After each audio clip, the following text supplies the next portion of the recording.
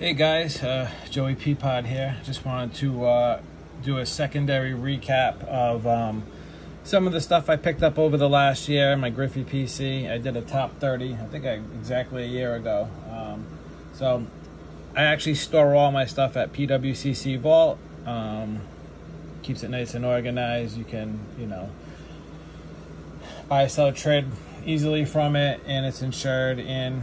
It's almost like a 401k. You can borrow from it if needed. But I just like the portfolio. If people want to look at your collection, you can just send them a link. So I currently have 48 cards there, and this is pretty much the main stuff I've acquired over the past year. I still have a lot of stuff out at PSA that I probably won't see back anytime soon. But I just go over what I did pick up over the past year. First is I acquired, a nice lot of Bauman Chrome stuff. So some of the ones I did get back, 2009 Chrome Orange, 12 of 25. It's very clean. Got the 2008. This is actually probably my least favorite card ever.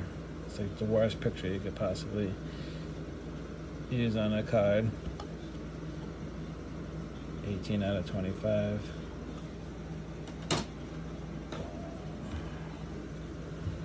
$2007. I have all the golds too, but I sent those 45 day. That's in quotations. That's going to be like, I'll see that in January or February. I normally wasn't into this newer, the 2000 stuff, and then about a year ago, kind of warmed up on me, so I picked up stuff when I saw it. 2004 Bauman Chrome Gold Refractor. I do my best to find the PSA 10 one available. Those three oranges I did some myself, but there are no 10s available. So some of this stuff you can't really be overly picky with the grade. Because it's just so few and far between to come across.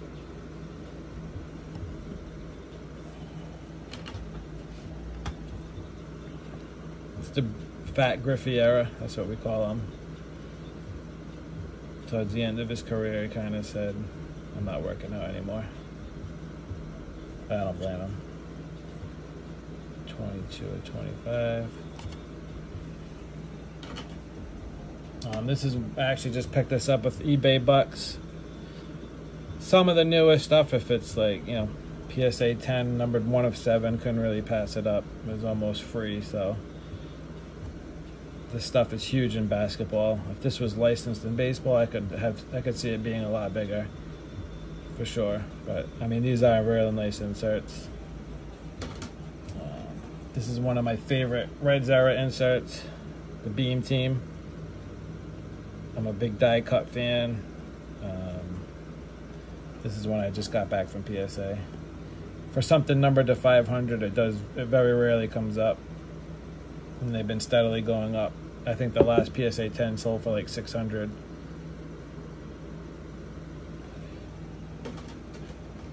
This is another one I just got back with the golds and oranges. This thing just really pops.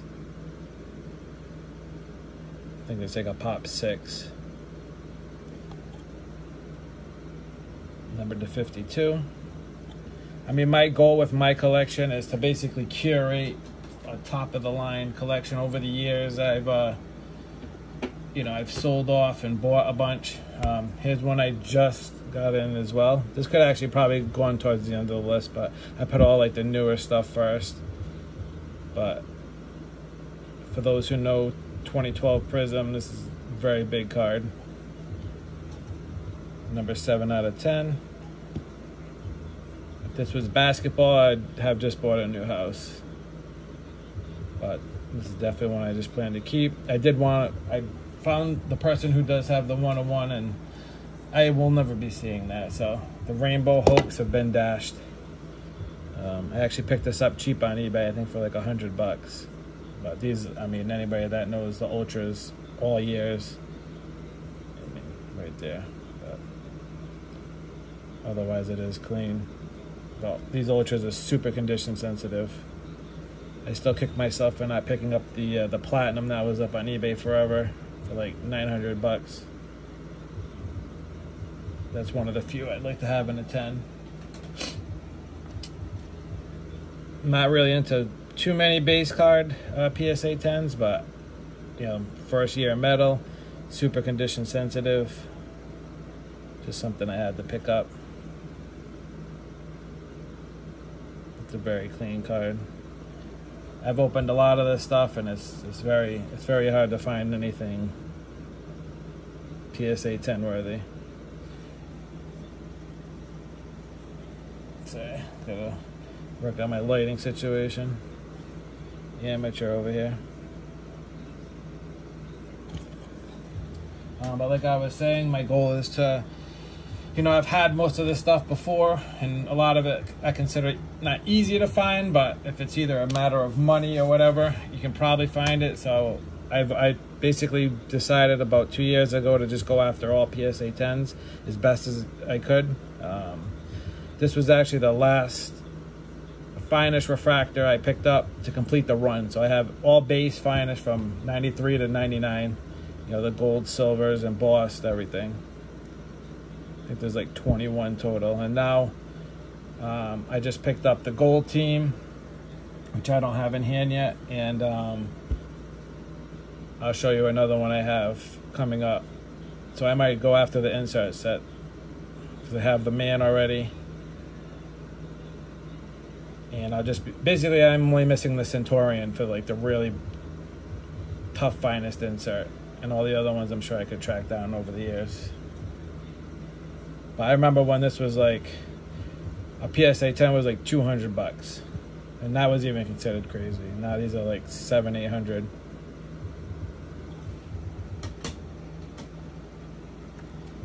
This is one I bought raw. Just got that back like a month ago. Let's get that little. So this, I actually have the complete Atomic run, minus the two previews from 96 and 97.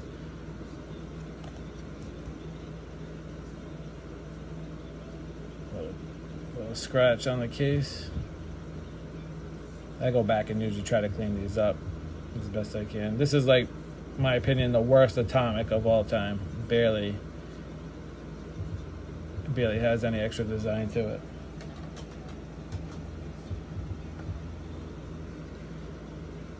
This is a fairly recent acquisition. I saw this on eBay for like $350 or $400, and I'm like, yep. I always thought these were kind of easy to find, and then I bought like 20 raws over the past year, and none were even close. Even these, they kind of have like a, you can't really see it, but like a print line that intersects right there. On the older labels, it can be tough buying older labels. I won't buy an older label with a refractor line, because they used to not dock you for that, but now they do. And his counterpart, got the Atomic International.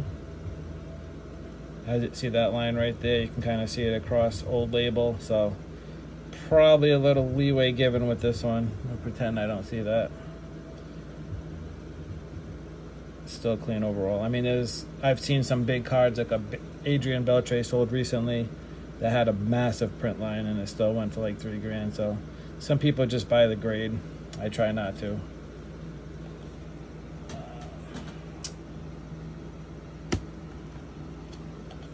I originally, another awesome insert, again, impossible to find gem. This is a Pop 1, and if another one never came up, I wouldn't be surprised, because A, they're off center, they usually have a print line across the bottom, and then usually, I mean, even this one is kind of suspect. I mean, don't look at that centering, but usually like the back corners, you know, have issues. But like just centering alone on this is pretty clean. It's still off probably a touch, top to bottom, but Now I just need to get my buddy on Instagram to sell me the 99, and I'll have that. And find actually the 96 All-Star I need too. That's only a pop one. I doubt that'll ever come up. But these are just super clean.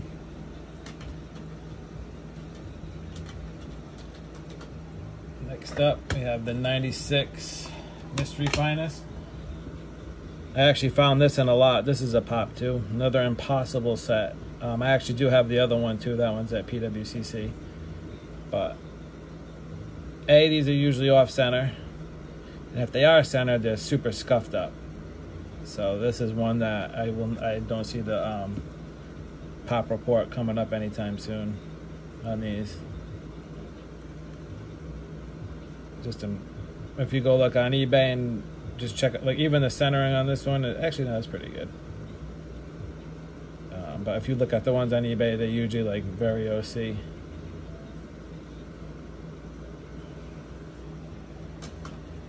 Next, I actually bought this raw. It's one of my favorite sets of all time. Don't ask me why, because I really don't know. I just always loved pulling the 93s as a kid. But I bought this. I actually thought it was going to be a 9.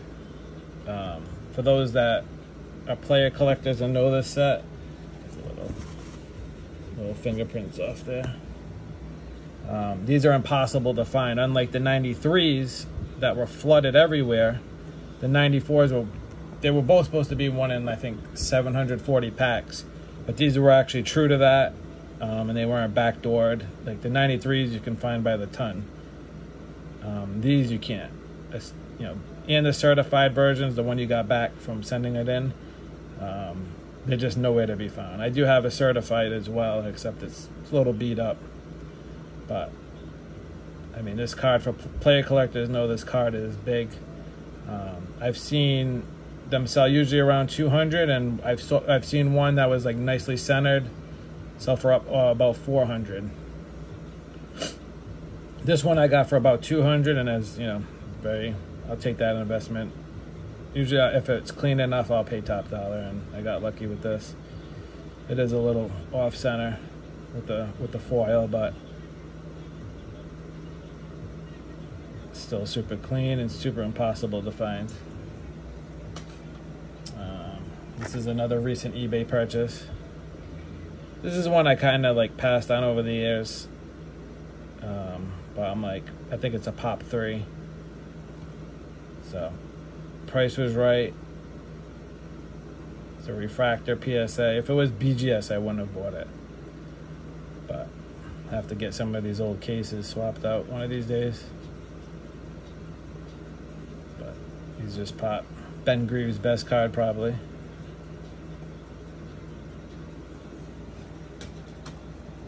All right, and then we got Prominent Figures. This is one I actually bought from somebody in a BGS case and crossed it over. I believe this is a pop too. These are super hard. I thought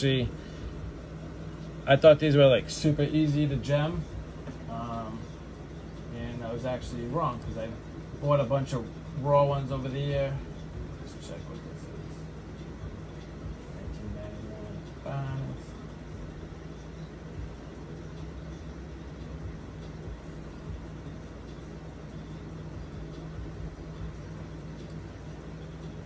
Oh, it's a pop. It's a pop 1 actually. Even better. 26 or 70 pop 1. These are there are backdoor ones with no serial. Usually the backdoor stuff sells like a quarter of the real stuff. But yeah, pop 1. Usually when you peel them, they have like a scratch right here for some reason. It's all the players I've peeled. So these are super hard to find. So this one's not going anywhere. So like I said, now I need a Centurion, and then I might go for the complete insert run of all the refractors. Just technically some people don't consider this an actual refractor because it's not called a refractor, but I consider it one. Next we got the 99 Flair Brilliance. It's actually a pop 2 now. It's one of those deals where PSA put there's like something inside the case. It's super annoying, but Again, another super condition sensitive card. It's a pop 2 now. I think when I bought it, it was a pop 1, but either way, it's just super hard. I own the 24K as well, the PSA 10, which I don't have in hand. That one's at PWCC.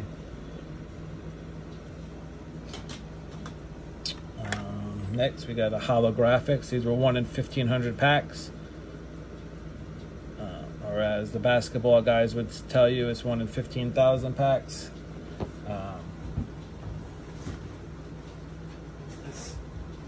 This is one I actually got from a collection I bought. It was a BGS 95 and I crossed it.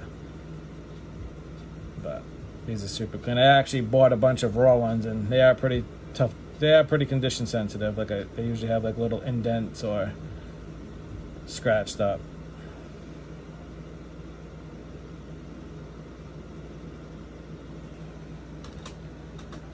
Next up, this one of my favorite die cuts, Quantum Leap. I believe this one's a pop 2. These are numbered to 50.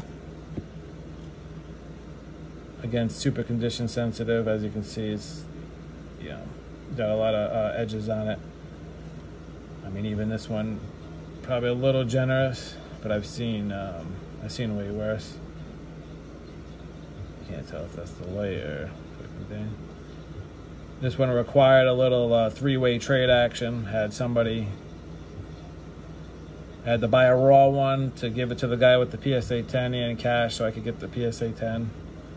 But I prefer to have, you know, the finest example if I'm able to get it. But these are pretty awesome. Next up, we got the Stand and Deliver. Some players pop more than others. I'll show you. I have an Alex Rodriguez, as you can see. Kind of has a little more effect to it.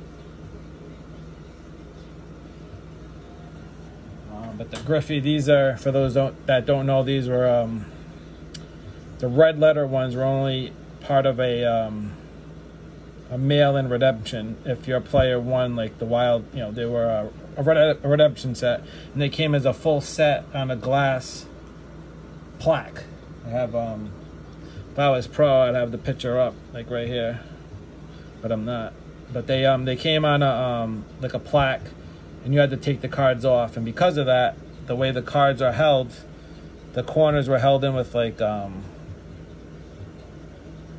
frame corners. So a lot of the times, you know, they'll be indented on the corners. So super condition sensitive set. If you go on eBay, you might see like 1 or 2 PSA 10s. I think Alex Rodriguez is up for a sick amount of money, but an 8 in the set to me is considered mid. Like, it's just, you know, this one is just a chip. You know, you can see the chipping, but that's just par for the course with these. You're not gonna really find there's some way worse. But there's only 25 of these sets, the ones with the red letters. You'll see the gold with silver letters on eBay. Those are $225.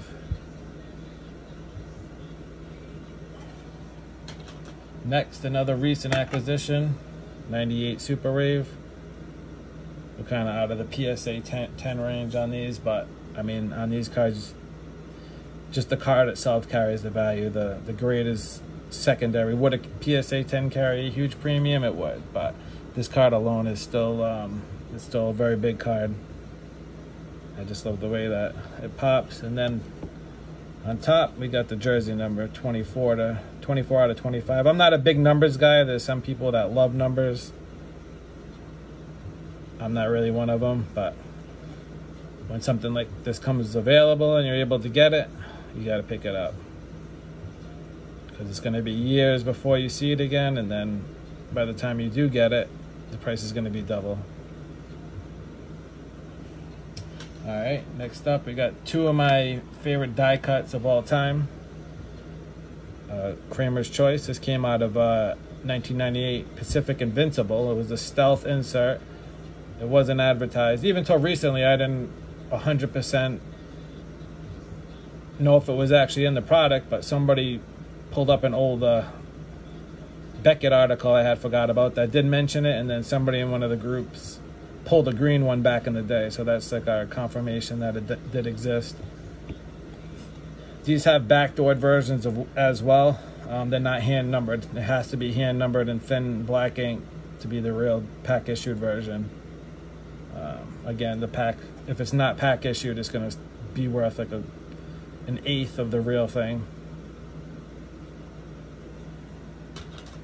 And to go along with the red, we got the mint gold. Very happy that this got a 9. These things are just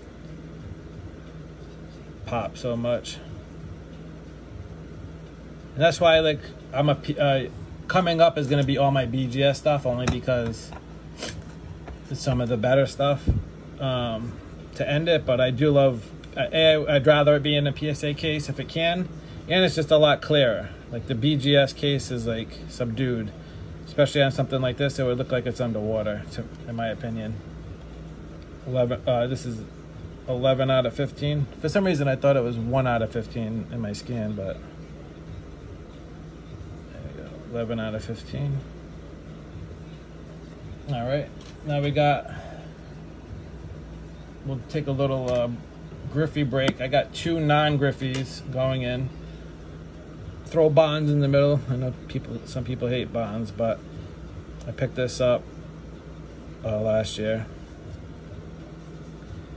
5 of 24. Credentials now, I couldn't pass that up. Just another one that Credentials, PMG, Rubies, they're all sets that are just always in high demand. The basketball market helps carry it over.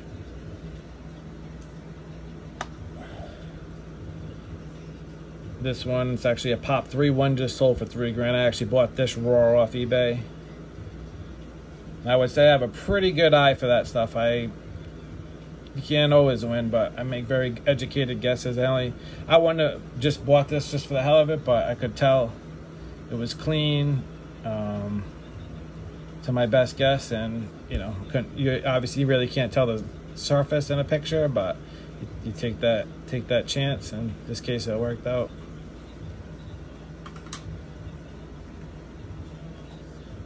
'97. This is actually probably one of my top 5 favorite cards of all time. It's just beautiful. This is actually a second copy. One I did like an elaborate trade for, and then second one came up for auction last year, and I'm like, I had to grab it. It's a Pop 2, and then the legacy backs are just paper and very, very easy to chip. Like if you look in an auction, you can usually tell right away if the back's good, because you'll see white on the corners. This one has no white. And then also usually his face is scratched right there for anybody that's had legacies. Then another thing which I personally always overlook is the centering. Like this one, pretty well centered. It is off left to right like a touch, but that's something you always want to look out for. That's something I literally always overlook on borderless cards. I get too excited looking at everything else. All right, then we got my BGS stuff, 07 X Factor. I tried to cross this to no avail. This one is number 10 of 25. I actually bought this as a gem, cracked it, came back a 9, and then just resent it back to BGS. One day I'll do a video on BGS versus PSA so people understand the difference, because a lot of people don't. Next up, I got this. This is another one I got from my buddy Rodney. Pop 1. These often, especially with PSA, they come back undersized. Just obviously a super condition sensitive set. Ship very easily.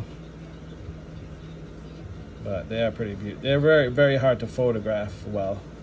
Even in hand, they kind of takes the right light to really pop. I'm not a big autograph guy, but I do own, we'll show the 3 autographs I have. Sign of the Times, one of my favorite autographs, just the way he signs it. Again, a PSA 10 showed up a couple years ago before I was really chasing this stuff. Really wish I had grabbed it. It went for like $1,600. But this set is super hard to find centered. As you can see, this is pretty good centering. It's not perfect, but it's pretty close. But it's just it's a beautiful card. Not, like I said, not a big autograph guy, but this is one of the few I needed to have. Next up, so this is, if anybody wants to know the benefit of being kind of known or having an Instagram, over the years, I've only had like 2 or 3 big cards show up, but this is one of them. Somebody messaged me, they saw my collection on Instagram, and they offered me this. I literally didn't know it existed before that. I never was into, top prospects when I was younger. Never bought the minor league stuff, and just something I didn't know. I knew the Jordan existed. I've seen the Jordan before, so it's just the Jordan and the Griffey have autos in this set, numbered to 10. But beautiful autograph. It came in the SGC case already. Only reason it's there. But I think it looks pretty awesome in this case, to be honest.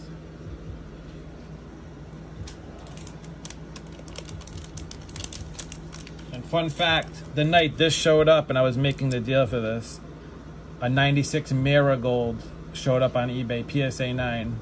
And I still blame my girlfriend for making me help her, like, screw shit into the wall, why I missed that one.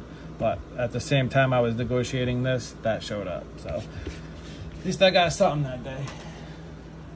Next up, piece of the action. This is Griffey's #1 auto by far.